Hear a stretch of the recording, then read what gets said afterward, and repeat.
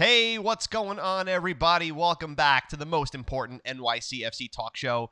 It's time for the Dudes in Blue, episode number 134. Thank you guys so much for joining us in this very somber episode of the Dudes in Blue. Get ready. I'm your host, Joe Amato, and alongside me, as always, Antonino. Dude, you and I tend to show up every single week, despite NYCFC deciding not to show up every week. Yeah, at least we could say we're here in sickness and in health. As you know, every week is always something different, but we're still here, and unfortunately, our team is no longer. No, absolutely not. Well, we appreciate you guys joining in on the broadcast. If you're watching on Facebook, let us know that you're here. Say hi to us in the comments and hit that share button. If you're on the pod, you can do the same. You can reach out to us on Facebook, Instagram, and Twitter. We're at Dudes in Blue. That's where you get a hold of us. And so we got a few things on the old agenda here tonight, dude. We have to obviously talk about the NYCFC getting knocked out of the playoffs by Atlanta. In Atlanta, we're going to talk about Domè going buck wild in a press conference. That was awesome. We're going to talk about the future of David Villa, and we're also going to talk about what you and I have going on for the rest of the season, because just because NYCFC's season is over, it doesn't mean things are over for the Dudes in Blue. No, we've got plenty of things for you up our sleeves. We cannot wait to share them with you. Dude, you ready to set this bad boy off? Let's do it. All right, real quick roll call here. We got David saying, what's going on? Hey, dudes. Hey, my mom's in here. Hey, Mom. Lalo coming in. Joey saying, feeling the wrong kind of blue today. Ronald coming in with the sad faces. Jason Pena saying, dudes. Chris Martinez. Dave saying 70% possession in both legs. We played really, really well, Dave. Miguelito saying, dudes, I am depressed. And Todd is saying, sup, dudes. So see some new faces, some new commenters here. Please share the show with your friends. We do appreciate it. Dude, because I can barely breathe anymore, I need a break. Let us know what you thought about that game. I think right away, right off the bat, it looked like they were chasing it. Just putting too much pressure on themselves. It looked like kind of can't get out of your own way. Not being able to get the ball and do what you want with it. Again, playing on turf is much different than playing on grass. Game's a lot faster. It's more involved with you chasing the ball rather than you controlling it. So it makes things much more difficult. And you're playing an opponent that pretty much knows your skill set and knows how to pick you apart. And when you can't come with anything different, you can't expect to win the game. Just going on the goal we scored, the single goal we scored, was particularly lucky. It can't always happen like that.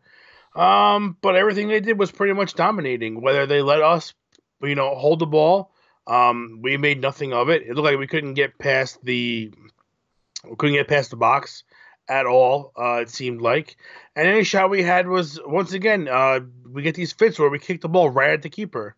It's just difficult. Again, but not unexpected. I think look at the form coming down the stretch, and just because you win a couple of games against Philly 3-1 doesn't mean you're necessarily back on track. I don't know if I have too much issues with the lineup or anything of that nature.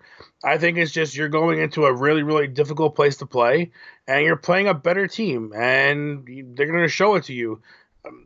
That's basically what happened. It's not much you can do about it from that point. I don't know who you could have put in there to make the game different. I don't see where that game was going to be changed unless we scored the first goal and we're able to hold the ball the entire game, which you're not going to do against those guys. So it is what it is, and I take it in stride. You understand why you lose, and you just now I think it's more of aggravation of where are the holes, what are the problems, and how are you going to fix them moving forward? Because we don't just have on the field problems, we have off the field problems now. When it comes to ticket holders and things like that. And there's just so many question marks floating around that, a loss would have prolong those for a little while. A win would have prolonged those for a little while, but the loss just brings them to the forefront, and everybody kind of wants answers immediately, and it's tough. So again, game wise, a tough one to swallow. But if you thought the team was going to come out and blast them 4-0, you're not watching the same guys we were watching the last 3 months. I think it goes without saying, and I mean, look, let us know in the comments if you agree or disagree with what I'm about to say, but I'm not surprised. Like, guys, let's be real here. Let's take away the fact that we're playing Atlanta United, who is arguably the best team in the league, or one of the top 2 best teams in the league, hands down, right? So let's take that out of the equation for a second. And let's also take away the fact that you have to go down to Atlanta and play in front of 70,000+ Atlanta fans. We had to go on the road and score 2 goals. If I'm not mistaken, dude, the last time we scored 2 goals on the road was Toronto, if I'm not mistaken. Joey, fact run. When was the last time we scored 2 goals or more on the road? So right there, dude, I mean, like, you got to climb a hill away. Montreal might have been the last 2-goal game. Didn't we lose that game 3-1? No, I think we beat Montreal. On the road? I don't remember. Listen, I'm shot. So anyway, but that's my point. Like, my point is that we shouldn't be surprised at the result, given the form for the last, 14, 15 matches, given our road form for the last 7 or 8, and yes, confirmed, the last time we scored 2 goals or more on the road was in Toronto. Thanks, Joey, for that fact run. So again, and that was against a 9-man Toronto. I'm sorry, a 10-man Toronto for 80 minutes. So, let's not be totally surprised here. Let's also not be surprised by the fact that Atlanta was purely the better side over the last 2 games. I mean, there's no doubt about that. I mean, they did such a good job. Their 5-man back did such a good job of preventing David Villa from doing anything creative. You had Eric Remedi, who was all over Maxi Morales, literally couldn't give the guy any kind of space. And if he wasn't on him, Julian Gressel was on him as well. I mean, it was just Maxi had no space, David had no space, and when you lock those 2 guys up, you eliminate pretty much all of our scoring threats. Tajuri Shradi did virtually nothing except cause the first goal of the game. Jesus Medina didn't do much of anything. Alex Ring, I thought was pretty invisible throughout the match. I really didn't see anything spectacular there. Yangel Herrera, again, you can blame him for the second goal because of the free kick that he gave just outside of the box for Miguel Almiron to put away. And then Tati, you can blame for keeping Joseph Martinez onside for the 3rd goal. So I mean, there's a lot of individual errors here in this game. I can't really pick out anybody that had a great game. Sean Johnson, uncharacteristic. Maxime Chanot, okay, he got the goal, but really, dude, like, we were climbing a mountain starting at Yankee Stadium. There was no, I mean, I had my optimism, sure, but there was nothing that showed me that this game was going to end any other way than how it did. Yeah, no, I don't think too many players were quote unquote invisible. You don't hear players' names called very often. Again, Ring, didn't hear too much. Chanel, you heard a little bit. Callens, didn't hear too much. Ben Sweat, didn't hear too much. Tinnerholm, didn't hear too much. When you don't hear things about, good things about Sweat and Tinnerholm, you're not playing to your strengths. Those guys are not getting wide and getting forward. And partially it's because you can't, because you've got, you got Atlanta breathing down your neck every 3 seconds. So you've got to figure out some sort of different game plan into getting them, away from their box and getting some space. And if you can't create that, I mean, you're just giving other teams in the league the recipe on how to beat you. If anyone wants to beat us next year and we're going to play this way, just watch that game. You could do exactly what Atlanta did. It's not that hard. You'll have your chances to score, and we won't be able to do anything about it. So it's tough. It's tough, especially when they played almost exactly the way they played at Yankee Stadium.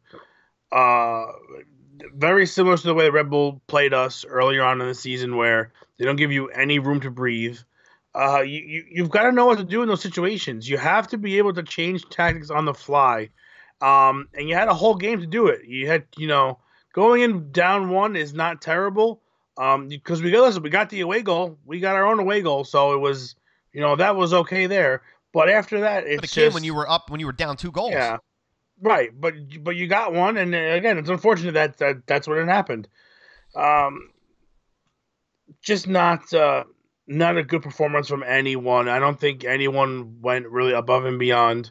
I think everybody was just really everybody looked worn out and even sloppier than the game before, and just wasn't going to happen. No, I mean, again, I'm not surprised. I'm just not. It's just it is the way it is. Let's get to a couple comments here, dude, before we start to move some things around. Chris Martinez says, yeah, not surprised at all. Red Bull and Atlanta are miles ahead of us when it comes to form and consistency, and we needed a miracle. Well, that pretty much says that. Joey says 2 of the goals were due to our forwards making defensive mistakes. Yep, 100%. That's totally accurate. Andres says, Los Caballeros en Azul. He's been MIA. What's going on, Andres? Thanks so much for joining us again.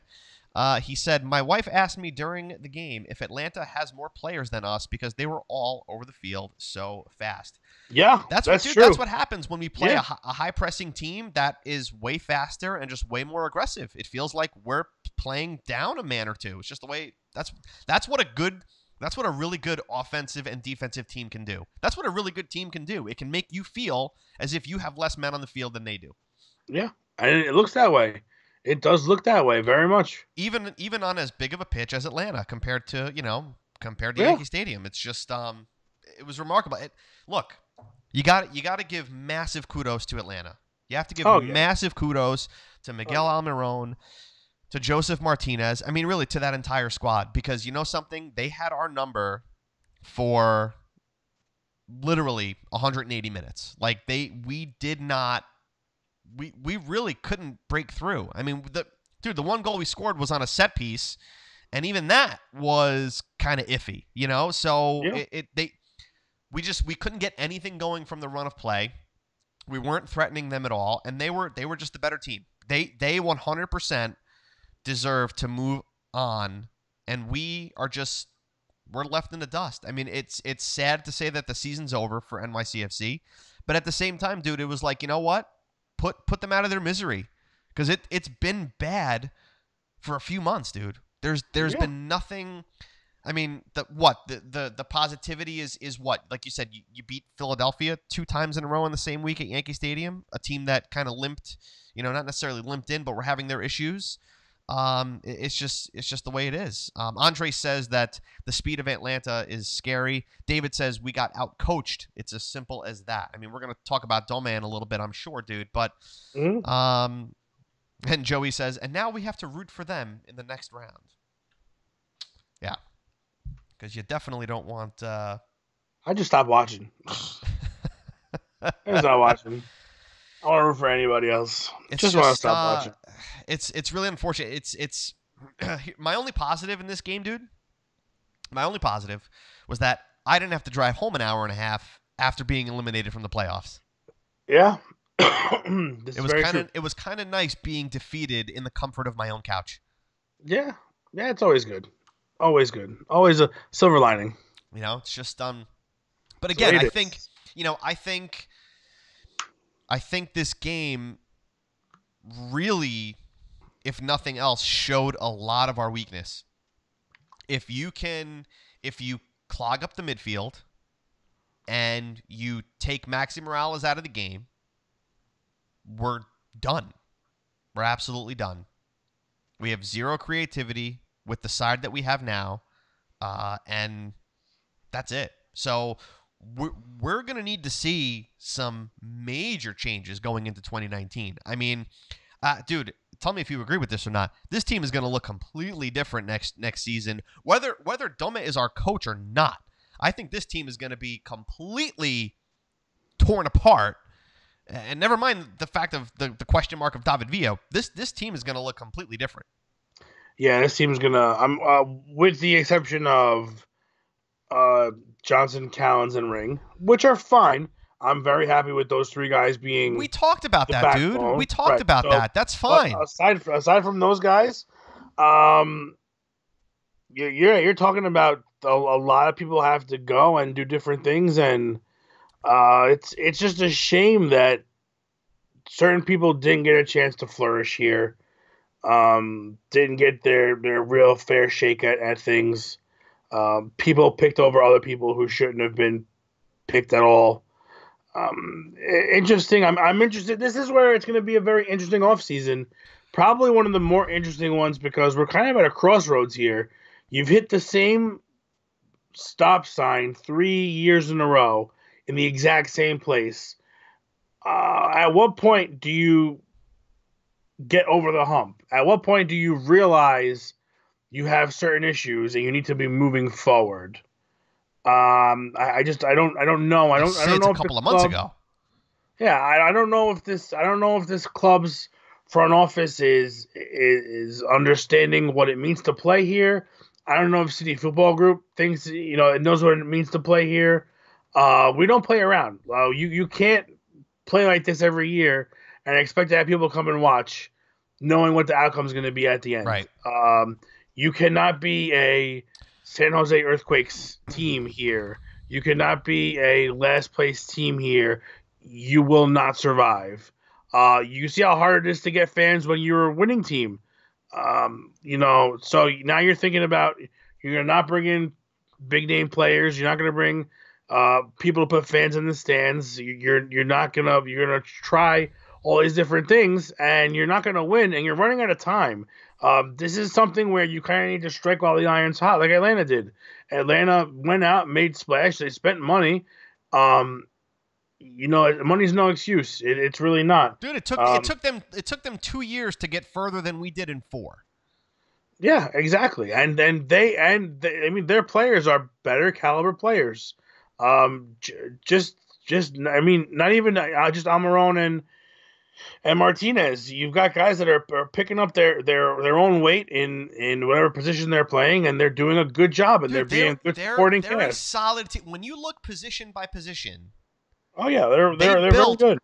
Tata built an incredible team. I mean, he really did. From top Yeah. to bottom, they're a solid squad. It's just man. Christian Smith is saying this was the culmination of a 4-season build. We're all the way back to square one now. I said that a few episodes ago, right? Because we regressed back to 2015. It's easy to play the what if game and say, "Oh my gosh, what if Patrick was still the coach? This team was so hot." This game still would have happened. He didn't know how to beat this. He didn't know how to beat this. He didn't know he couldn't do it with the Red Bull. It wasn't going to happen. But you know what, dude? We were able to get results against Atlanta.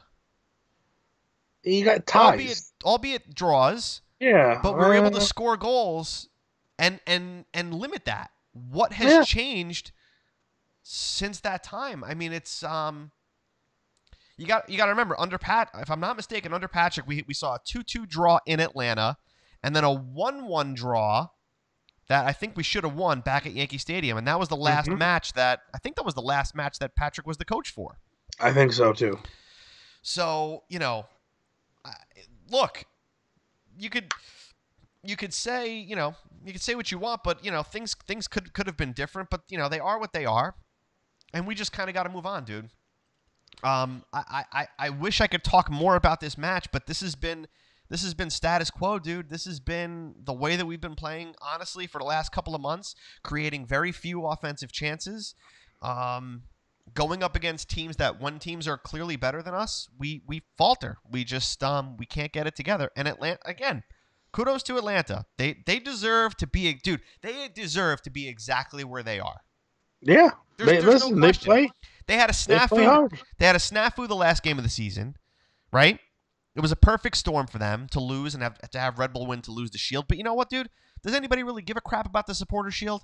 MLS Cup is the prized possession at the end of the MLS season, and Atlanta is one of the teams that 110% deserves it. I know this is going to be a really a really difficult one here, but we have to do it because, we're the dudes in blue here.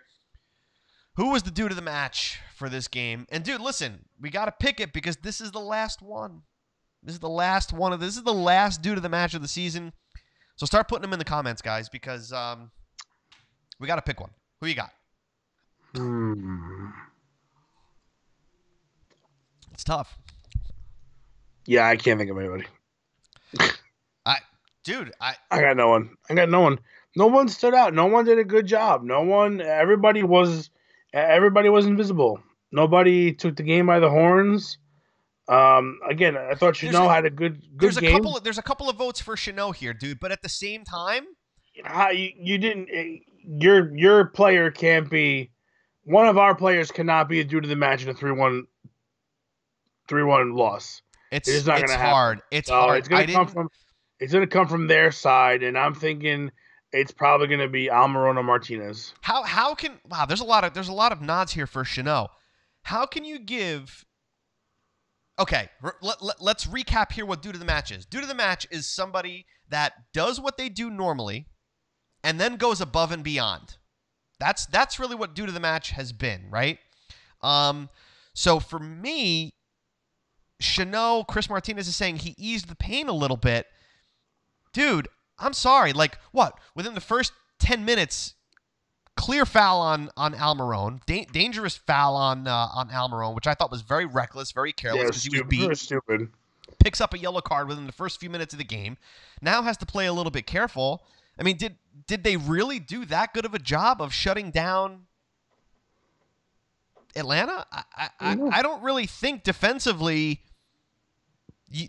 I don't think that warrants due to the match. I mean, like, it's very hard.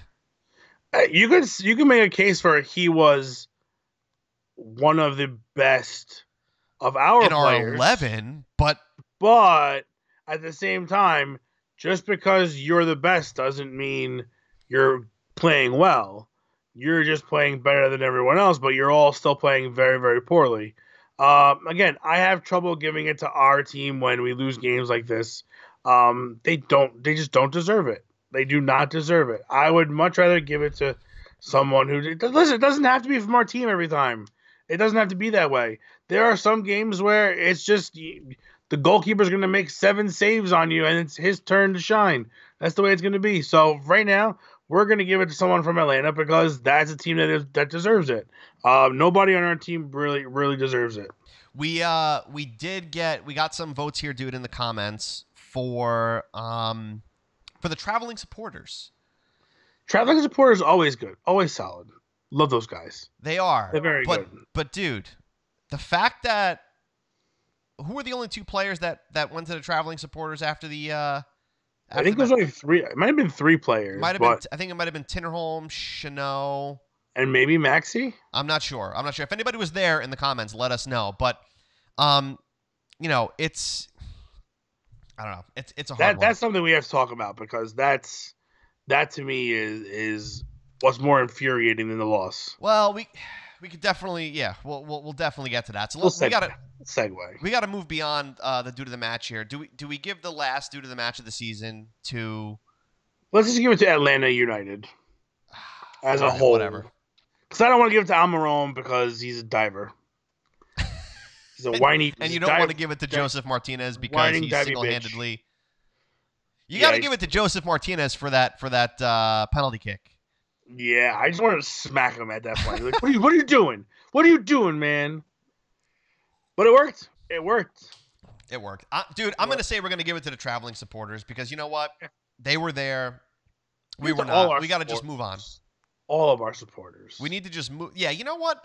Dudes and dudettes of the match go to NYCFC supporters because we had to watch this crap for... We had to endure for months. Oh, so long. So long. Oh, so long. Anyway, moving right along here, dude. We got a couple of other things to get to.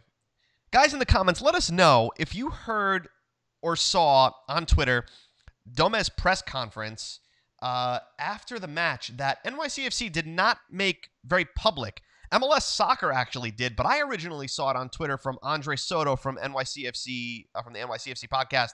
I want to play the clip here because this is the first time, honestly, that I've seen Domè get animated or agitated, I should say, in a press conference, and actually got a little irked, maybe you could say, and Perturbed. There was a back and forth between a reporter, Christian Arauz, and Domè, and Christian, like Christian does, I believe, a lot of the time, he asks Domè why he didn't play Joe Ingeberget or why Joe Ingeberget was omitted from the lineup. Let's play the clip because Domè had a couple of words for Christian at the end of that. Let's watch that. Because sometimes you ask me all the time when Joe doesn't play, you ask me about Joe. When Isma doesn't play, you ask me about Isma. When doesn't play Jesus, it's about Jesus. Okay. Try to analyze a little bit more the game, what happened in the game. Anyone else? Good? Thank you. Es un desastre. Yikes. Yeah, that was awesome. Obviously, there's some back and forth. Was he cursing at Christian, or was he cursing about the game? The translation for what he said apparently is effing disaster. Was he talking to Christian? Was he talking to, speaking regarding the game? I don't know, but it was the first time that we saw Domè actually get animated. That was fun.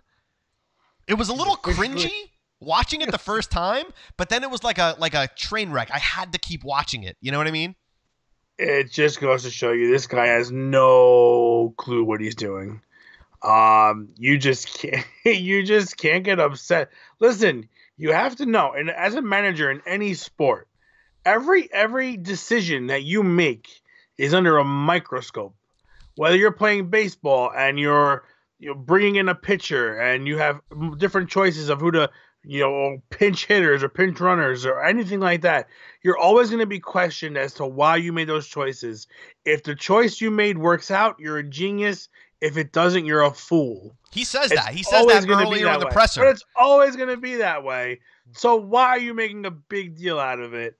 And I'm sorry, when you win 3 games over the span of out of how many games second half of the season? Dude, he got 13 points out of 13 matches. Yeah, let's be serious. You owe an explanation, and you can't explain yourself because you don't have that quality. A head coach needs to have a certain persuasive quality about him. You have to be a good speaker. You have to be able to rally people. I don't think Domè knows how to I can't explain the simplest things. He can't get through a conversation. You can't get mad at the reporters for asking because it's a legitimate question. If you look at the questions and answers they gave him, why did you put these guys out there? Because they're our top scorers. Okay, then why did you put Tati in? Tati has 1 goal, and Jonathan Lewis has what, 2, 3? No, I think it's 2 goals and with 3 assists. Yeah, in less minutes, in half the time. In half the time. So you can't give me that excuse and then say Joe Ingeberget had 4 goals. That's why he's not playing. He didn't have to start, but in a game where you have to go over the top. Yeah, come on, man. Let's be serious. Don't you're arguing with yourself. You're falling over your own words. You can't do that. You can't. You want to get angry at reporters? It's fine. I understand it's going to happen. People are going to get on your nerves, and I'm sure it's not the first time that Christian's got it on. That they've had their exchanges, but dude, you're going to get questioned when you lose as much as you lost. And I don't want to hear people, Patrick was here for the same amount of time. And when Patrick first started, he had similar records, thing like that. Patrick Vieira took whatever he had and the pieces that he could get himself and turned them into a first place, candidate, a shield contender. And a cup contender, dude. We were there. We were 4 points out of first place. 4 points out of first place before this man arrived. Domè inherited this and turned it into garbage. Turned it into a last place contender. We literally could have ended up in last place, in 6th place or worse. Let's think about that. Yeah, so had the East been better, sure. That's why all the Domè out people have a right to be outraged and have a right to want him gone. I don't care if he needed a transfer window. He may need a transfer window, but it doesn't deny the fact that you took a team that was ready to contend for a cup and turn them into nothing. Right. I understand you have a certain coaching style, but there are certain things that you can and can't do, and you know the players can only do certain things. Why are you trying to make them do things that they cannot do and lose games in the process and lose confidence and then bring in and then get players and all of a sudden try to play them over guys who have been here already and causing problems in the locker room? You had Amagat in the 18 over Jonathan Lewis and Burgett. Or McNamara. I mean, let's be serious. Wow. Come on, it's a joke. It's an absolute joke.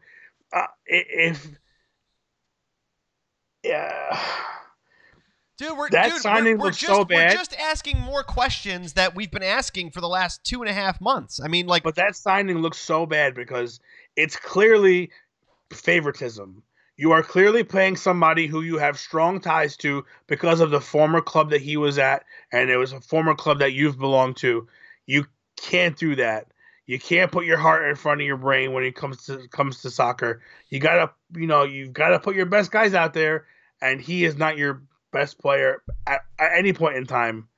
I think they missed the boat with letting Lewis play and trying to find spots for the energy when you needed it, because this team when this team was looking poor, it was always looking like they were lacking energy. Right. Joey did bring us the fact. Joey, you are stepping up, buddy. You really, this has been phenomenal. Lewis has 1 goal and 3 assists in just 219 minutes. Tati had 1 goal and no assists in 446 minutes. There you go. There you have it. There you go. Hey, listen, you can argue with me all you want, and you can say what you want to say, but if you don't have the facts to back it up, I can't believe it. He also followed that up with Amagat has 430 minutes played this season, with only the only noticeable stat was the red card in, I believe it was his first start. Yeah. Yep. So there's that. So those are your great contributions. Great contributions. So those are terrible signings. Listen, Claudio Reyna does not get absolved from this. No, you are not absolved, my friend. You are just as much as fault as anybody else. That's a great point, dude. That's a great point. I want to say it was when we played Columbus at Yankee Stadium. After the match, I went to the press conference and I was sitting next to Nick Chavez, and Nick asked Domè. This was before Tati and Amagat were signed. Chavez asked Domè, "What plans do you have to replace Yangel Herrera?" Because this was a time where Yangel had that season-ending injury. He was definitely gone for the rest of the season. Domè's words, and I swear if you guys go back and watch that press conference, it was Domè's press conference after Columbus was at Yankee Stadium. Domè said, "I don't know. That is Claudio's job." Yeah, he said, "I don't pick the players." So it's not my job to pick the players. Yet, you bring in your boy Amagat. So, dude, top to bottom, man, there's some serious tomfoolery going on here. No. I don't know. Go look it up. Cesar is asking, if it was in your control, would you fire Domè? If it was in my control. What else am I allowed to do? Tar and feather him? It's it's tough. It's tough because I don't think it's just him. Because you really have to. You got to question Claudio Reyna, who is defending Domè till the bitter end, right? You have to question City Football Group of how they're treating NYCFC, because you got to remember who owns this club. Are they treating this like a farm club where they can train managers and coaches and trainers and players? Because if they are, you're gonna be seeing a lot of Domès. It's just the way it is. So there's a lot of questions to be asked. I wish I don't have all of them. I don't really have any of them, but I think if you fire Domè, you need to bring in somebody that, number one, understands MLS, that is not going to change this team from top to bottom, because you're talking, if that happens, you're talking 2 years of build before this team is actually a contender again. It's going to be very, very difficult. So, I don't know. Dude, we got to move on here because we're getting late here. Yeah. So this is interesting. So article came out, I believe, today. Can we say David Villa for club president? So a report came out from, I believe it was a Spanish news outlet, saying that NYCFC has no plans of renewing David Villa's contract for the 2019 season. David Villa still wants to play, and there's talks of offering him a front office job. What the hell is happening? Can we get some light on this?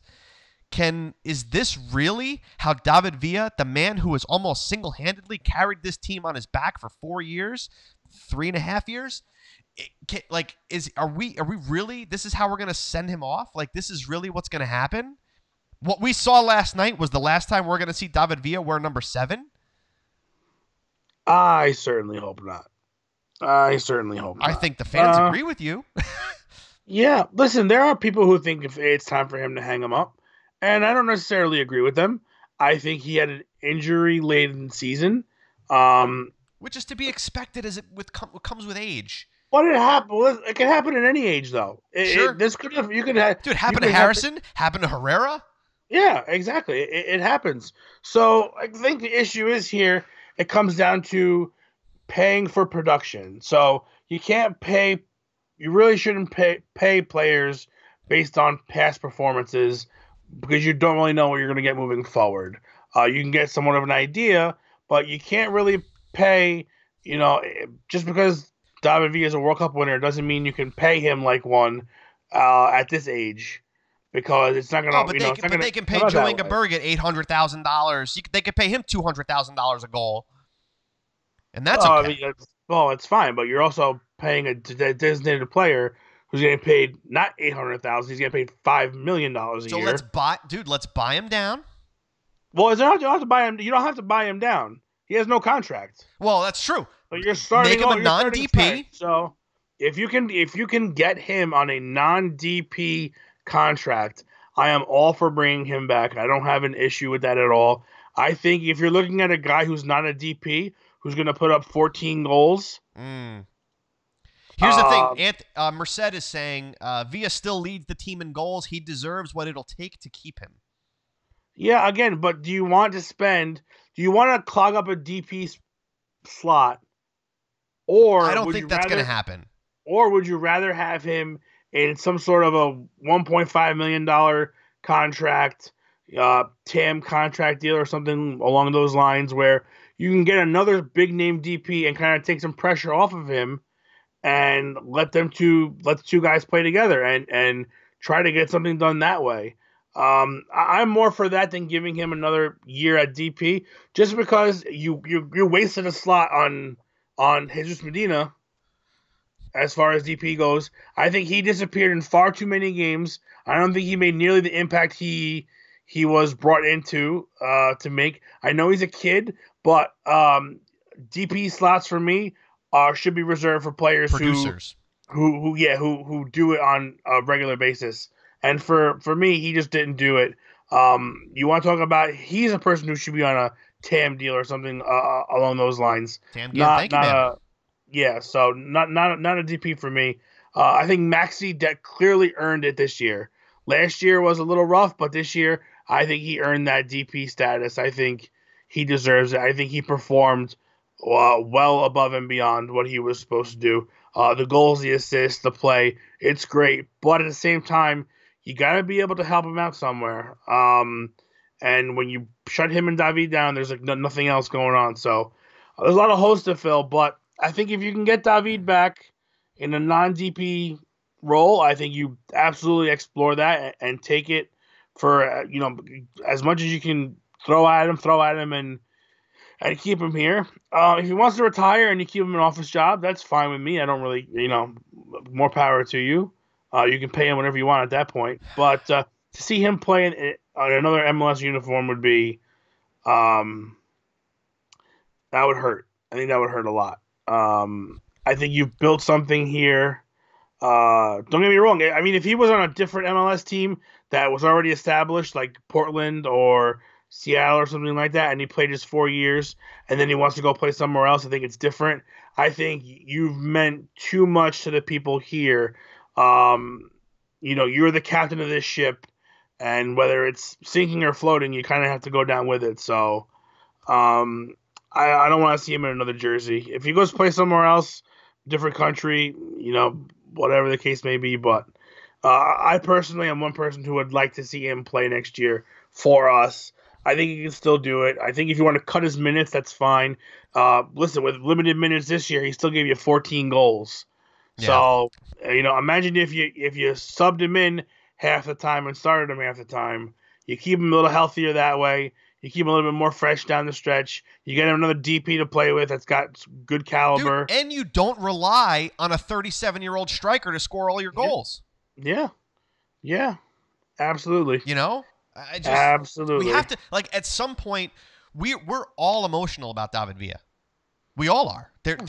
He's a part of this club and will always be a part of this club from 2014 to forever. He will always be a part of this club. But at some point, we have to get unemotional and get a little bit more practical in his role with this team. Do I want to see him for another year? 100%. 100%. Even if it's in a diminished role, even if it's coming off the bench. Dude, if you have David Villa on your bench that can give you 30 minutes of solid attacking power, bring it on. Bring it on. Give me 34 games of that. There are plenty of players who did it. Filippo Inzaghi was one player that for AC Milan at the end of his career, all he had to do was play the last 20 minutes of the game, and he could still find ways to beat you. No problem. And when you come on with fresh legs like that, it's not by any means that he's in poor shape or anything like that. David Villa is still a young man and still has plenty of life left. It's just a matter of trying to figure out what kind of contract and role you give him to kind of conserve what's left and use it, not sparingly, but use it in a smart way where you get the most out of it rather than draining the batteries 100% and running them into the ground. Yeah, it's just it's going to be very interesting.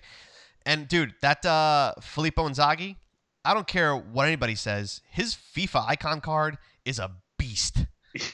That man scores on me like crazy. Absolute animal. Anyway, plowing ahead here. Dude, the last thing I wanted to cover here, guys, and this is big. This is bigger than any playoff series. This is bigger than winning any cup. This is bigger than even the NYCFC awards that were given by NYCFC. Dude, what am I talking about? Dude, I believe you were talking about the 3rd annual DUDIE Awards. Oh, yes. Ladies and gentlemen, it's that time of year for you to go to dudesinblue.com/duties and cast your votes on the most important NYCFC award show, the DUDIES, the coveted DUDIE Awards. It's 10 awards that have been hand-selected by yours truly, right? We have curated this list of awards specifically for NYCFC players and NYCFC fans in mind. We would appreciate the votes. Let us know who your picks are. And in our season finale, that date's to be determined, dude. We still have to decide what day that's going to be, but it will be a live broadcast, just like this, but a little bit better, of the actual 3rd annual DUDIE Awards. Dude, I can't wait. I am super pumped for this. This is the first time we're doing it on video. It's gonna be live. This is gonna be, we've got some stuff in store for you guys. It's fun. It's a lot of. We had a lot of fun with this the last couple of years, but this is the first time that we're doing it live. So really looking forward to that. So guys, make sure that right after this, you go to dudesinblue.com/duties and cast your votes. We need all those votes to come in within the next week and a half or so, because we got a lot of filming to do and a lot of things and goodies to create to make this show actually come together. But it starts with your votes. So go to dudesinblue.com/duties and vote. In our season finale, it's going to be bananas. Not to mention, we still have shows leading up to that. We've got lots of stuff that we talk about. We do our top 5 most important matches of the season, which we'll probably do next week. We've got lots of things, and we got, again, we're also talking MLS playoff soccer. So there's still things going on, and we'll be here throughout the entire thing. So that's so make sure dudesinblue.com/duties. Go there now, right after the show, tomorrow at some point. We're gonna be posting it like crazy for the next couple of weeks because we need your votes. We need your votes. Simple as that.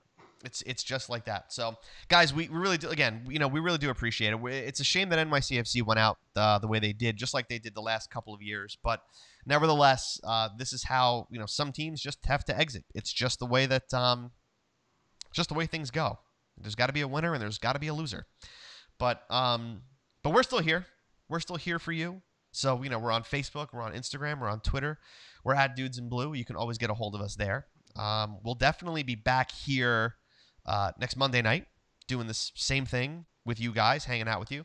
And as always, Tuesday mornings on the pod. So we appreciate you listening on there. And really, dude, that's it's really all I got, man. That's all I got.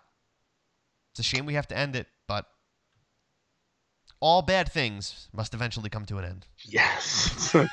Thank you, Elena, for putting us out of our misery. Dude, I'm telling you. I'm telling you, like, and honestly, like, if we had to go up against, dude, imagine having to go up against Red Bull in 2 weeks. Oh, just avoiding that, just avoiding that shellacking and the smack talk that is, just thank God. Thank God. It's just, it is what it is. Anyway, so that's been episode 134, guys. Facebook, Instagram, and Twitter, we're at Dudes in Blue. Make sure to leave us a review on iTunes and Facebook. We've got plenty of content coming out to you guys in the coming weeks and months. We're not going anywhere. We still got lots of things going on. So make sure, guys, Facebook, Instagram, and Twitter. We thank you guys for spending time with us. We'll be back here Monday night, even though NYCFC will not be. But until then, dude. Stay blue. And vote in the duties. Dudesinblue.com/duties. Adios.